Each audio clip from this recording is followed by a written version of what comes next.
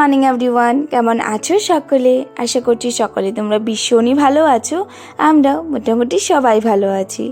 এখন ঘড়িতে প্রায় বাজে 8:30। এখন থেকেই তোমাদের সবাইকে সাথে নিয়ে আজকে ব্লগটা স্টার্ট করলাম। আশা করছি তোমাদের আজকে ব্লগটা দেখতে খুব ভালো লাগবে। সকাল সকাল ঘুম থেকে উঠে যা কাজ থাকে সমস্ত কমপ্লিট। এখন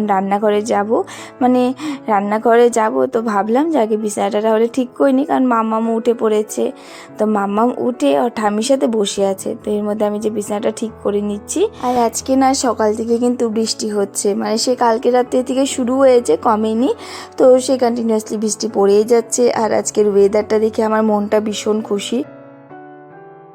যা প্রচণ্ড গরম ছিল, এই গরমের মধ্যে আমার কখনোই ঘামাচি বেরোয় না, কিন্তু এবার জানো ঘামাচি বেরিয়ে পড়েছে।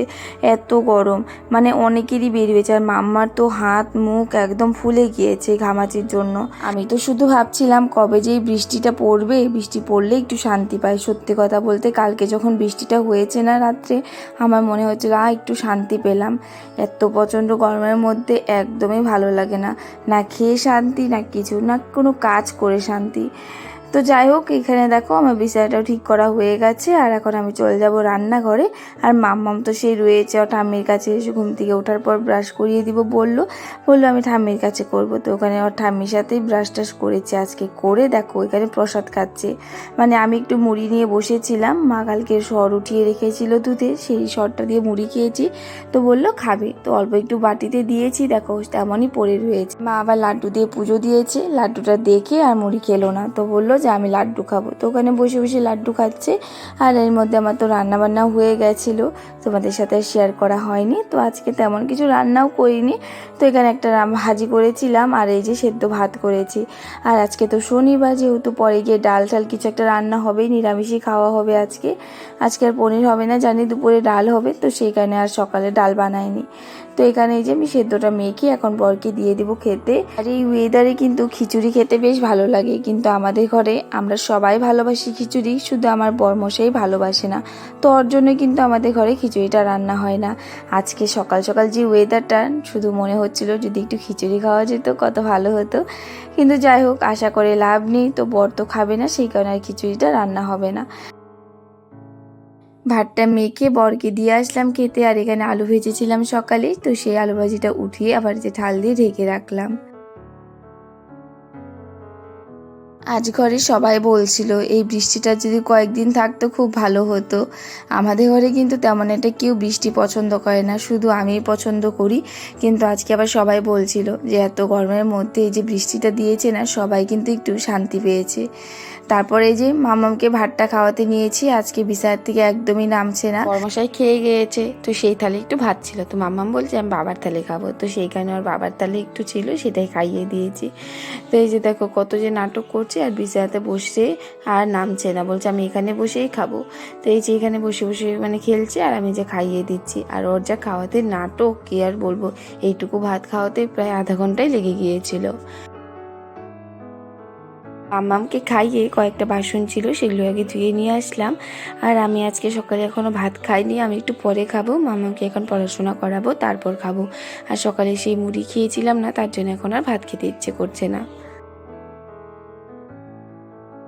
আর শুধু কয়েকটা মাসই, তারপরে আবার মাম্মাম স্কুলে যাবে। তো এখন থেকে একটু পড়াশোনা করানো স্টার্ট করে দিয়েছি, যাতে একটু স্কুলে গিয়ে পড়তে পারে আর সবার সাথে একটু মিশে মিশে সব কিছু বলতে পারে। তো মামামকে পড়াশোনা করিয়ে চলে এসেছি রান্নাঘরে। এখানে রান্নাটা বসিয়ে দিয়েছি, আর মা ওখানে সব সবজি টবজি কেটে দিয়েছিল। আর আজকে তো শনিবার, তেমন একটা ঝামেলাও নেই, আজকে শুধু ডাল করব। তো আরেকটা চচ্চড়ি করব, তার জন্য এই যে মশলাটা করে নিচ্ছি। আর এই যে দেখো এখানে করছিল কারকোল ভাজি।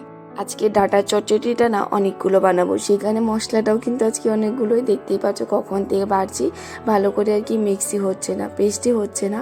এই কথাটা না মা বলে সবসময়, যে যখন আমি শিলনোড়াতে বেটে তরকারিটা রান্না করি, মার নাকি সেই তরকারিটা খেতে বেশ ভালো লাগে।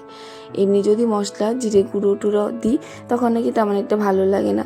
আর মিক্সিতে যদি এই সর্ষেগুলো মানে বাটি না তাহলে কিন্তু একদমই ভালো পেস্ট হয় না, আবার শিলনোড়াতে বাটলে খুব সুন্দর পেস্ট হয়ে যায়।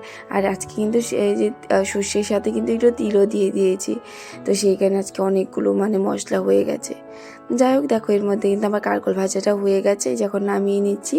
আর সকালে আলু ভাজি ছিল সেটাই, আর পটলও ভাজি করেছি কিন্তু। আর এখন বানাবো হলো ডাঁটার চচ্চড়ি, সেই কারণে দেখো তেলের মধ্যে মশলাটা দিয়ে দিলাম, দিয়ে তারপর ভালো করে যখন কষিয়ে আসবে তখনই আর কি ডাঁটাগুলো দিয়ে দেব। আর আজকে ডাঁটাগুলো না সেদ্ধ করা ছিল, মা আগেই সেদ্ধ করে নিয়েছিল। মা ভাবলো যে সেদ্ধ হয়তো দেরি হবে সেদ্ধ হতে, সেই কারণে আগে একটু সেদ্ধ করে নিয়েছে।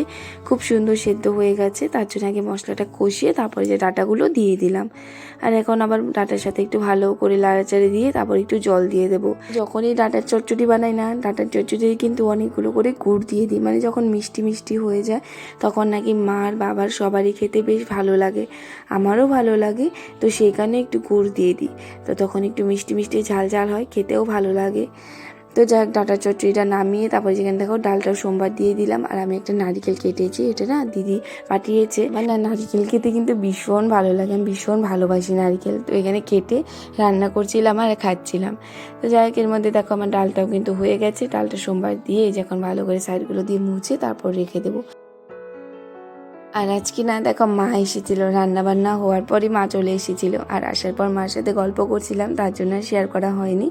তো এখানে দেখো বিকেলবেলা দুজন আর সবাই মিলে এখানে আমরা টিভি দেখছিলাম। আর মাম্মামকে দেখো আর দিদনকে কত ভালোবাসে, দিদনের সাথেই বসেছে আর দিদনের পিছু একদমই ছাড়ছিল না। তারপরে যে আমি আবার রান্নাঘরে আসলাম, চা বানিয়ে নিয়ে তারপর এখানে আজকে একটু ঠেকুয়া বানিয়ে নিলাম। ওই যে নারিকেলটা ভেঙেছিলাম সেই নারিকেলটা দিয়েই বানাচ্ছি, তো খেতে বেশ ভালোই হয়েছিল। তো এই দেখো আজকে আমি বানিয়েছি ঠেকুয়া, তো তেমন একটা হয়নি, মানে মোটামুটি হয়েছে। তো এখানে সবাইকে দেওয়া হয়ে গেছে, আমার ভাজাও হয়ে গেছে, এইটা তারপর পুড়েও গেছে। তো বিকেলবেলা আজকে ভাবলাম যে একটু ঠেকুয়া করি, কারণ একটা নারকেল ছিল, তো কয়েকদিন থেকে ভাবছিলাম বানাবো। ওই দিন না দিদি দিয়েছিল, তো বরের খুব ভালো লেগেছিল, তো কয়েকদিন থেকে ভাবছি বানাবো, কিন্তু নারকেল ছিল না। তো আজকে আবার নারকেল ছিল, সেই কারণে ভাবলাম যে তাহলে বানিয়ে নিই। তো এই যে এখানে বানানো হয়েও গেছে, তোমাদেরকে দেখালাম।